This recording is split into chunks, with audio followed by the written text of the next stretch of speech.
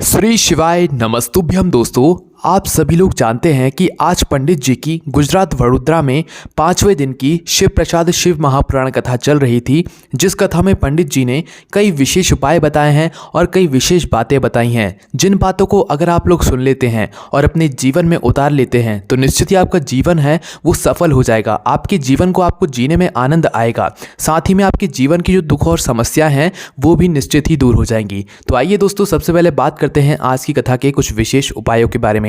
आज पंडित जी ने सबसे पहले बच्चों के लिए कुछ विशेष उपाय बताया है। जो ऐसे बच्चे हैं जो कि अभी अपने जीवन में परिश्रम कर रहे हैं, नौकरी पाने के लिए, पढ़ाई में सफलता पाने के लिए, कोई बड़ा एग्जाम देने जा रहे हैं, उसमें सफलता पाने के लिए मतलब बहुत प्रयास कर रहे हैं और वो चाहते हैं कि भगवान शिव का आशीर्वाद उन्हें प्राप्त हो, तो उन्हें यह विशेष उपाय ज़रूर करना चाहिए।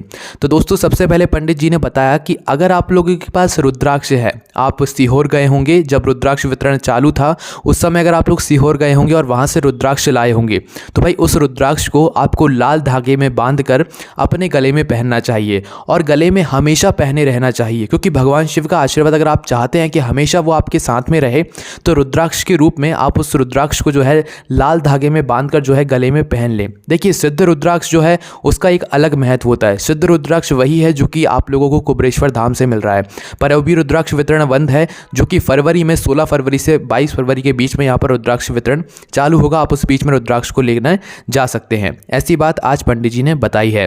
उसके बाद दोस्तों, 1 लोटा जल और 1 बेलपत्र, जो भी बच्चा अपने जीवन में परिश्रम कर रहा है, नौकरी पाने के लिए, पढ़ाई में सफलता पाने के लिए, एग्जाम में सफलता पाने के लिए, वो मतलब बच्चा 1 लोटा जल शिवलिंग पर जरूर चढ़ाए, 1 बेलपत्र जरूर चढ़ाए। इससे भगवान शिव का आशीर्वाद उन बच्चों को प्राप्त होता है।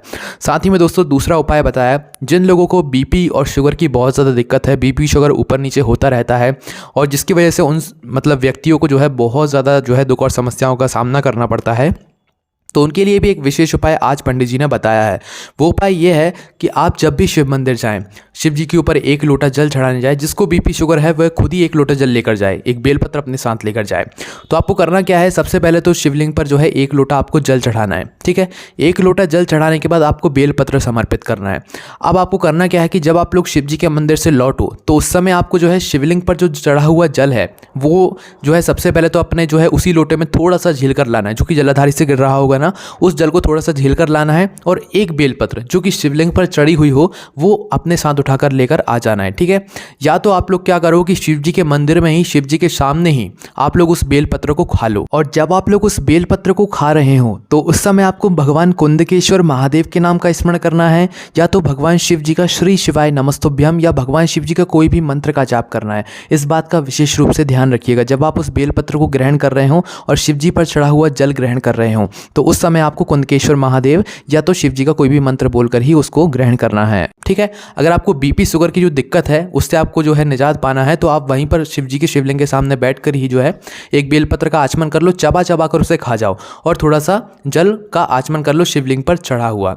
उसके बाद दोस्तों, अगर आप लोग उस बेलपत्र को नहीं खा सकते, आपके मुंह में छाले हो जाते, तो उस बेलपत्र को सुखाकर उसका जो है चूरन बनाकर उसकी गोली बनाकर खा लो, उससे कोई दिक्कत नहीं होगी। वो भी आपको वही फल प्रदान करेगा जो कि आप लोग शिव जी के शिवलिंग के सामने बैठकर खाने वाले हैं। तो दोस्तों, ये बीपी शुगर वालों के लिए उपाय है और आपके शरीर में जो भी दिक्कत होगी उससे भी आपको इस उपाय को करने से निजात मिलेगा। उसके बाद दोस्तों, पंडित जी ने आज एक बहुत ही विशेष बात बताई है, जिस बात को सुनना आप लोगों को बहुत ज़्यादा ज़रूरी है। दोस्तों, आजकल जो है सभी लोगों के घर में एक छोटा सा शिवलिंग ज़रूर होता है, ठीक है। अब कुछ लोग ये पूछते हैं कि भाई हमारे घर में कितना बड़ा शिवलिंग होना चाहिए। अभी कुछ लोगों के घर में है भी नहीं है, पर कुछ लोग जो है ये पूछ रहे हैं कि भाई हमें जो है कितना बड़ा शिवलिंग लाना चाहिए। दोस्तों, आप लोग बस इतना देख लो कि आपका एक सीधे हाथ का आप अंगूठा देख लो, ठीक है। आपका अंगूठा कितना बड़ा है, बस उतना बड़ा शिवलिंग लाना है, या उससे भी छोटा, जितना छोटा हो सके उतना छोटा आपको शिवलिंग लाना है। बड़ा शिवलिंग नहीं लाना है, इस बात का ध्यान रखिएगा। जितना छोटा हो उतना शिवलिंग लाना है, उतना छोटा शिवलिंग लाना है। जितना छोटा आपको शिवलिंग मिल जाए उतना छोटा शिवलिंग लाना है, ठीक है। अब उस शिवलिंग की जब आप लोग घर में पूजन करते हैं, या जिन लोगों के पास पहले से शिवलिंग है, उस शिवलिंग की जो आप पूजन कर रहे हैं, अब उस पूजन में आप लोग कैसे करते हैं, शिवलिंग पर जल चढ़ाते हैं, जिस तरीके से आप सभी भगवान जी को जो है स्नान कराते हैं, उसी जल में जो है आप शिव जी को भी स्नान कराते हैं। पर यहाँ पर पंडित जी ने बताया है कि आप लोगों को शिव जी के लिए एक अलग से जल का पात्र लेना है, भले ही एक कटोरी, एक बूंद भी पानी अगर आप लोग शिवलिंग पर, अपने घर की छोटी सी शिवलिंग पर चढ़ा रहे हैं तो वो बहुत है, पर आपको शिव जी के लिए अलग से एक जल पात्र रखना चाहिए। उस अलग से एक जल पात्र में जो है शिव जी का अभिषेक कराना चाहिए, ठीक है, शिव जी पर जल चढ़ाना चाहिए अलग से एक जल पात्र में। और जो आप सभी भगवान जी के लिए जो स्नान करा रहे हैं वो आपको जल अलग रखना चाहिए। और जो शिव जी पर चढ़ा हुआ जल है वो या तो आप अपने घर में छिड़क दें, आपके घर के जो शिवलिंग है उसी को स्नान कराकर या तो आप अपने घर में छिड़क दें या किसी वृक्ष में डाल दें। बस तुलसी जी को छोड़कर जो है आप उस जल को जो है किसी भी वृक्ष में डाल दें, तुलसी जी में गलती से भी मत डालिएगा, ठीक है। तो बस ये बात बताइए कि आपको जो है शिवलिंग का जो जल है, शिवलिंग को जो स्नान कराने का जल है वो अलग पात्र में कर उसे अलग जगह या घर में आपको छिड़क देना है। ये बात जो है आज की कथा में बताई गई है। उसके बाद दोस्तों पंडित जी ने ये भी बताया कि आप लोगों को जो है मूर्तियाँ या फोटो, फटी हुई फोटो या जो आपके कार्ड होते हैं जिन पर भगवान की तस्वीरें बनी हुई होती हैं, उन्हें आप लोग क्या करते हैं कि किसी भी वृक्ष के नीचे डालाते हैं या कहीं पर भी क्या नदियों में फेंक, मतलब वहाँ पर समर्पित करके आ जाते हैं, वहाँ पर विसर्जन करके आ जाते हैं। पर होता क्या है कि वो जो मूर्तियाँ हैं वो मिट्टी में ही पड़ी, मतलब नदी में ही पड़ी रहती हैं, या जो वो फोटो हैं वो वृक्ष के नीचे ही रखी रहती हैं। तो उनके लिए ये बात बताइए कि आप उन तस्वीरों को, आप उन मूर्तियों को एक जगह गड्ढे में गाड़ दीजिए ताकि उनका एक तरीके से खाद बन जाए।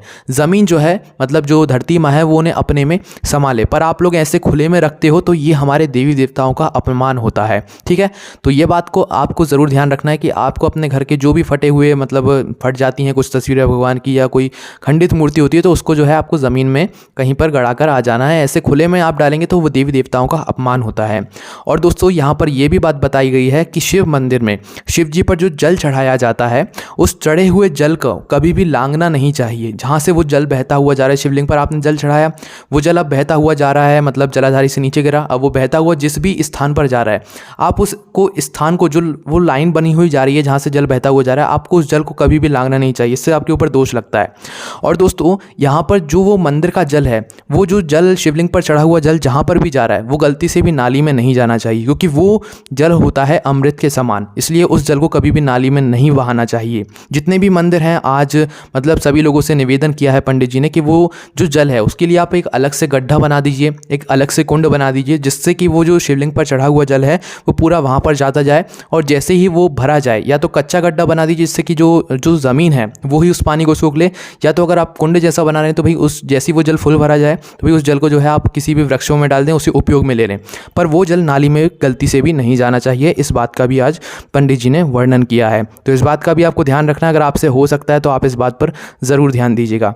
और दोस्तों आज की कथा में पंडित जी ने ये बात भी समझाई कि अगर आप लोग आज अपने माँ बाप की सेवा नहीं करते हैं तो निश्चित ही आपकी जो, मतलब बेटा बेटी होंगे वो भी आपकी सेवा नहीं करेंगे। इसीलिए दोस्तों आज आप अपने माँ बाप के साथ अच्छा व्यवहार कीजिए। सभी लोगों को ये बात समझाइए कि अच्छे से बात कीजिए, अच्छे से व्यवहार कीजिए, ताकि आपके आगे आने वाली पीढ़ी भी आपके साथ वैसा ही व्यवहार करे, क्योंकि जो आज बच्चे आपके देखेंगे वही आगे आपके साथ बच्चे करेंगे। इस बात का भी जो है यहाँ पर आज बात बताई गई है। उसके बाद दोस्तों पंडित जी ने बताया कि एकता में ही एकता है, मतलब हम जो लोग होते हैं अगर हम सब एक साथ मिलकर रह रहे हैं तो हमें कोई नहीं तोड़ सकता।